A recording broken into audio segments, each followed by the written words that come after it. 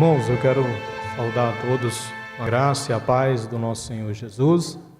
Quero dizer que para mim é uma alegria, um privilégio imenso estar aqui com vocês pela manhã, para poder iniciar este que é o dia do Senhor, cultuando ao nosso bom Deus. Eu quero hoje pela manhã fazer a exposição do texto do Salmo de número 100. É um texto bastante conhecido, certamente edificará as nossas vidas nessa manhã. Eu vou fazer a leitura de todo o Salmo.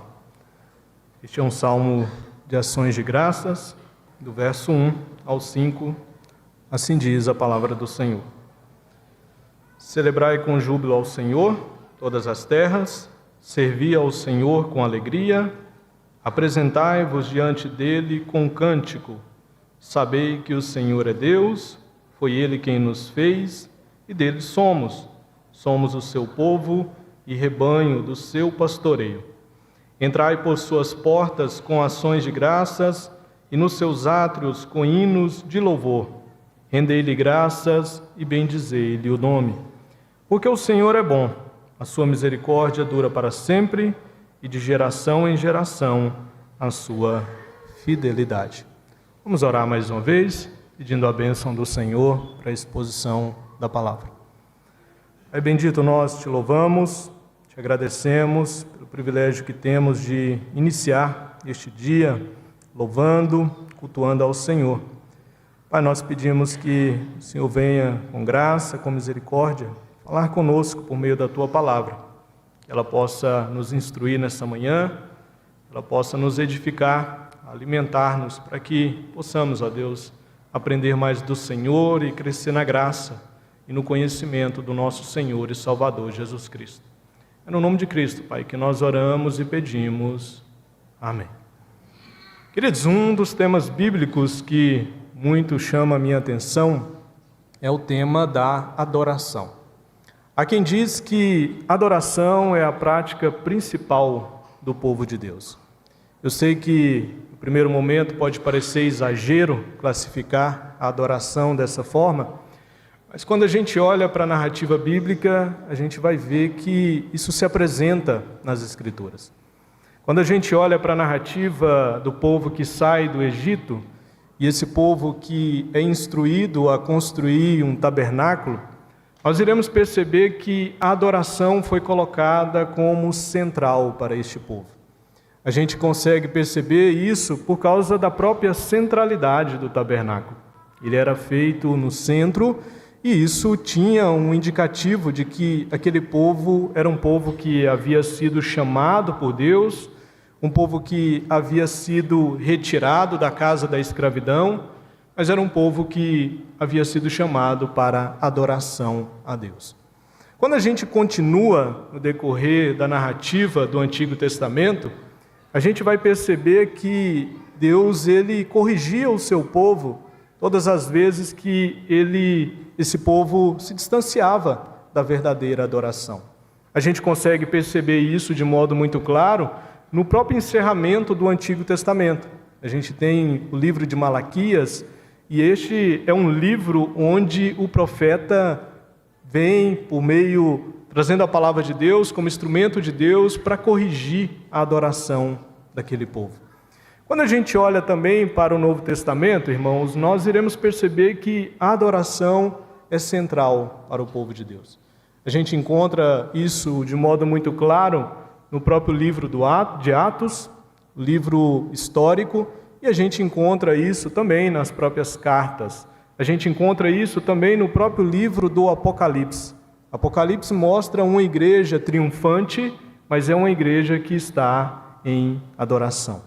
Por isso, irmãos, eu penso que sempre que possível nós deveríamos pensar sobre a temática da adoração.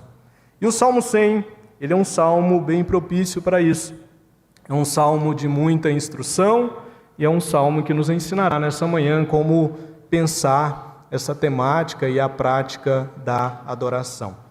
Queridos, o Saltério, o livro dos Salmos, como a gente o tem, é dividido em 5 partes.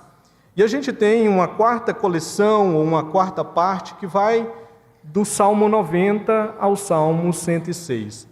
E dentro dessa quarta parte, a gente tem um bloco de salmos que vai do Salmo 93 até o 100, que tem como objetivo celebrar o reinado de Deus e a grandeza de Deus. E o Salmo 100, ele é o salmo de conclusão desse bloco menor dentro da quarta parte.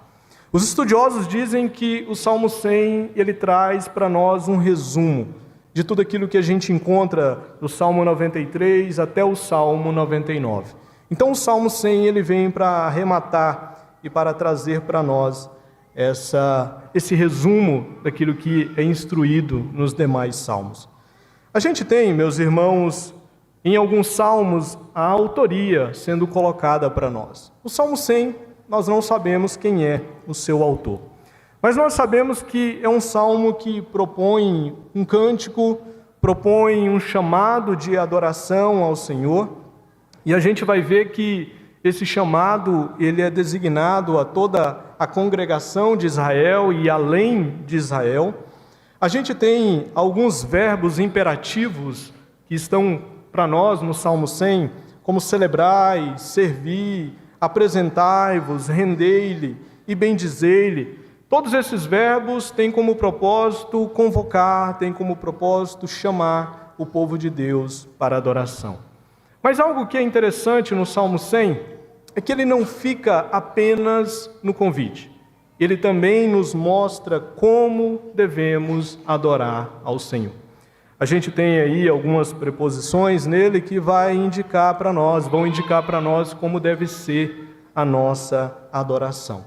E eu quero então pensar e eu quero nessa manhã refletir com vocês nesse foco que o Salmo nos apresenta. E eu quero então responder e pensar com vocês sobre a seguinte pergunta: como devemos adorar o Senhor? Já que a adoração é tão importante, já que a adoração é uma marca registrada dos cristãos, como então nós devemos adorar ao Senhor? E nós iremos ver pelo menos 3 instruções nessa manhã. A primeira é a de que nós devemos adorar o Senhor com alegria. Tanto o verso 1 quanto o verso 2 descrevem para nós essa instrução. Vejam comigo. Celebrai com júbilo ao Senhor todas as terras. Servi ao Senhor com alegria. Apresentai-vos diante dele com cântico.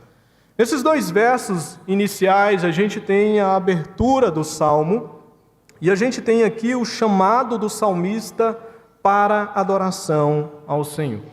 Tanto o verbo celebrar quanto servir, eles estão aí desempenhando um convite. Estão chamando o povo de Deus para adoração. Mas percebam, meus irmãos, ainda no verso 1, que há um chamado missionário por parte do salmista. Ele não chama apenas Israel, ele não chama apenas a congregação de Israel, mas ele chama todas as terras. Ou seja, meus irmãos, judeus e gentios são chamados para adorar ao Senhor. E nós temos isso de modo muito claro dentro do próprio saltério. A gente vai encontrar outros salmos que vão também chamar, além do povo judeu, os gentios para adorar ao Senhor. Salmo 66, verso 1 diz: aclamai a Deus toda a terra. Salmo 96, verso 1 diz: cantai ao Senhor todas as terras. E o Salmo 98, verso 4 diz: celebrai com júbilo ao Senhor todos os confins da terra. Meus irmãos, olha que maravilha a gente tem diante de nós. Nós já temos um texto do Antigo Testamento desempenhando um propósito missionário, mostrando para nós a realidade e o propósito de Deus de chamar, além do povo de Israel, outros povos para adorar ao Senhor. E queridos, nós estamos aqui nessa manhã como cumprimento do chamado de Deus. Deus, ele chama Israel no primeiro momento para ser luzeiro para as demais nações. Mas ele abre o leque, ele chama outros povos para adorar ao Senhor. E sabe por que, meus irmãos, esse chamado acontece? Para que os povos da terra saiam da idolatria. Para que a gente deixe de adorar deuses falsos e passemos agora a adorar aquele que é o Deus verdadeiro. Aquele que realmente é digno da nossa adoração. Nós estamos aqui, meus irmãos, adorando aquele que é digno da nossa adoração. Mas observe, irmãos, que o salmista diz que nós precisamos fazer isso com alegria. No verso 1 é dito que nós devemos celebrar o Senhor com júbilo. E a palavra júbilo indica extrema alegria. Essa palavra ela é colocada na tradução para colaborar com a postura que está sendo esperada no verso 2. E no verso 2 aparece a necessidade de adorarmos ao Senhor com alegria. E a pergunta é, por que adorar o Senhor com alegria? E a resposta, meus irmãos, é porque Ele nos convida para adorar. Ele recebe a nossa adoração.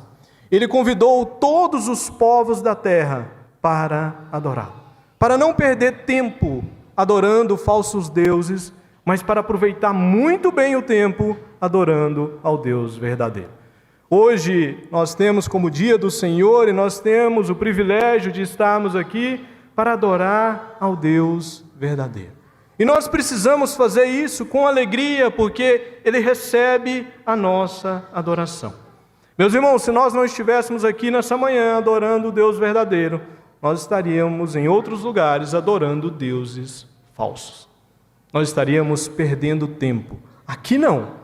Aqui nós estamos aproveitando o nosso tempo, nós estamos remindo o nosso tempo da melhor maneira possível. Agora, de que forma nós podemos expressar essa alegria ao Senhor? Com cânticos, irmãos.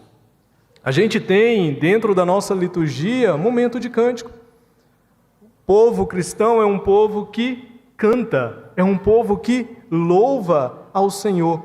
E nós temos, irmãos, esse privilégio de podermos cantar, e nós podemos fazer isso com alegria. O reverendo Hernandes Dias Lopes, ao comentar o Salmo 100, ele diz que o culto não deve ser um ato melancólico, mas uma celebração jubilosa ao Senhor. O culto, meus irmãos, é um ato festivo e não um funeral. A gente não deve chegar aqui como se estivéssemos em um funeral, mas a gente deve chegar aqui com alegria. A gente deve começar o nosso momento de culto com muita alegria ao Senhor. Meus irmãos, eu sei que a vida não é fácil. Eu sei que tem pessoas aqui nessa manhã que estão passando por dificuldades. Eu sei que tem pessoas aqui que só estão aqui porque de fato o Senhor trouxe. O Senhor direcionou para estar aqui. Mas, meus irmãos, quando nós entendemos que nós estamos adorando o Deus verdadeiro, isso deveria gerar em nós alegria. Quando nós entendemos que estamos adorando aquele que é rei, e o Salmo celebra a realeza de Deus, nós devemos fazer isso com alegria. No contexto do Antigo Testamento, meus queridos, quando alguém chegava diante de um rei, ele tinha que chegar com alegria. Ele tinha que entender o privilégio que foi lhe dado de se achegar diante do rei, para conversar, para de alguma forma colocar a sua causa diante do rei. E parece que o salmista está usando esse contexto e agora ele está aplicando a Deus para dizer, olha, vocês estão adorando ao grande rei, aquele que é Senhor dos senhores, aquele que é Rei dos reis. Vocês devem fazer isso com alegria. Meus irmãos, nós fomos chamados pelo Evangelho. A graça de Deus foi manifestada a nós. Cristo veio e morreu na cruz do Calvário por nós. Como não sentir alegria de estar aqui? Como não estar feliz com o nosso Senhor? A segunda postura que a gente tem aqui é a de que nós devemos também adorar o Senhor com reconhecimento. E o verso 3 descreve isso para nós. Sabei que o Senhor é Deus, foi Ele quem nos fez e dele somos o seu povo e rebanho do seu pastoreio. Observe que, mais uma vez, o salmista convoca, mas agora ele convoca com uma certa exortação, e ele diz que nós devemos adorar o Senhor, cultuar o Senhor com reconhecimento. Ele diz que nós devemos saber quem é o Senhor. O verbo saber, ele indica consciência, ele indica reconhecimento. Ou seja, nós precisamos ter a consciência e o reconhecimento de quem nós estamos adorando. Isso aqui, meus irmãos, está em íntima conexão com aquilo que o apóstolo Paulo nos ensina em Romanos 12, quando ele diz que nós devemos apresentar o nosso corpo como sacrifício vivo para a adoração ao Senhor, e ele diz que nós devemos prestar um culto racional ao Senhor. E o salmista está dizendo, olha, saibam quem vocês estão adorando. Ou seja, o culto deve ser um ato também de inteligência. A gente precisa saber quem está adorando. E aí o salmista aqui apresenta para nós alguns tipos de reconhecimento que nós devemos ter quando nos reunimos aqui para adoração ao Senhor. E o primeiro é que o Senhor é Deus. Ou seja, nós estamos adorando aquele que verdadeiramente é Deus, aquele que é o único Deus. Segundo, nós precisamos ter o reconhecimento de que foi Ele quem nos fez. Queridos, nós existimos por causa de Deus. Nós vivemos, nos movemos e existimos por causa de Deus. Você está aqui nessa manhã por causa de Deus. Nós vivemos por causa dele, nós não somos autônomos, nós somos, na verdade, dependentes dele. Foi ele quem nos fez. Outra causa que a gente tem aqui é de que dele somos, e somos o povo e rebanho do seu pastoreio. Meus irmãos, outrora nós não éramos povo de Deus, mas agora em Cristo Jesus nós somos povo de Deus. Agora em Cristo Jesus nós somos propriedade de Deus. Eu sei que em um aspecto da criação nós somos propriedade de Deus, mas em Cristo Jesus nós passamos a ser propriedade de Deus com o selo da redenção sobre nós. Nós fomos redimidos por Cristo. Nós somos inseridos na família de Deus. Nós temos Deus como o nosso pastor. Nós somos rebanho do seu pastoreio. Esse conceito, ele é aplicado também a Jesus. Lá em João capítulo 10, verso 11, Jesus ele diz que ele é o bom pastor. E o bom pastor deu a vida pelas suas ovelhas. Meus irmãos, nós estamos adorando aquele que enviou o seu Filho para morrer por nós na cruz do Calvário. Aquele que deu o seu Filho por nós, aquele que é o nosso bom pastor. E ele mostrou a bondade do seu pastoreio, dando a sua vida por nós. O Salmo 95, versos 6 e 7, também enfatiza para nós essa mesma necessidade. Lá diz, vinde, adoremos e prostremo-nos, ajoelhemos diante do Senhor que nos criou. Ele é o nosso Deus, e nós, povo do seu pasto e ovelhas de sua mão. Saber quem nós estamos adorando, reconhecer quem nós estamos adorando, muda a nossa conduta na adoração. Por isso que a gente é criterioso com letras de músicas. Tem determinadas músicas que a gente não coloca para serem cantadas aqui, porque falam de um Jesus que não é o Jesus das Escrituras, falam de um Deus que não é o Deus das Escrituras. Por isso que há um certo critério, irmãos, dentro da nossa liturgia. Por quê? Porque tem que haver reconhecimento daqueles que estão adorando a Deus. E se nós não tivermos reconhecimento de quem nós estamos adorando, a nossa adoração pode ser sem sentido. Você pode até tirar esse período da manhã para estar aqui com a igreja, mas muita coisa aqui pode não fazer sentido. Por exemplo, a gente pode cantar Santo, Santo, Santo, mas isso não faz sentido. A gente pode cantar essas coisas. A gente pode cantar que Deus é grande, que Deus é poderoso, mas pode ser, meus irmãos, que se você não tiver o reconhecimento de quem Deus é, isso não faça sentido na sua vida. Por isso que o salmista vem e diz, olha, sabei quem vocês estão adorando. Adore-o com alegria? Sim, mas o faça também com reconhecimento. Por fim, a última instrução que a gente tem está no verso 4 e 5. Nós vamos ver que nós também devemos adorar o Senhor com gratidão. Então nós precisamos adorar o Senhor com alegria, com reconhecimento, mas nós também precisamos adorar o Senhor com gratidão. Vejam comigo que dizem esses dois versos. Entrai por suas portas com ações de graças, e nos seus átrios com hinos de louvor. Rendei-lhe graças e bendizei-lhe o nome. porque o Senhor é bom, a sua misericórdia dura para sempre, e de geração em geração a sua fidelidade. No verso 4, a gente tem a imagem das portas e dos átrios do templo.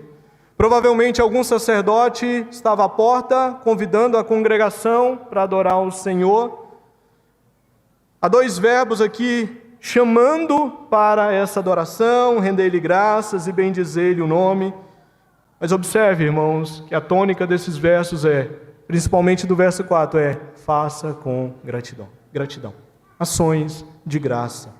E aí o salmista, no verso 5, ele apresenta os motivos pelos quais nós devemos adorar o Senhor com gratidão. Primeiro ele diz que a bondade do Senhor é um belíssimo motivo para adorarmos ao Senhor com gratidão. Ele diz, porque o Senhor é bom. Bondade é um dos atributos de Deus. Ou seja, é a essência de Deus sendo expressa para nós de modo poético aqui. Ele está dizendo, olha, o Senhor é bom e isso deve ser um motivo de gratidão para vocês. A bondade do Senhor, meus irmãos, faz parte daquilo que Deus é. E Ele é bom. E eu sei que Ele tem sido bom com você.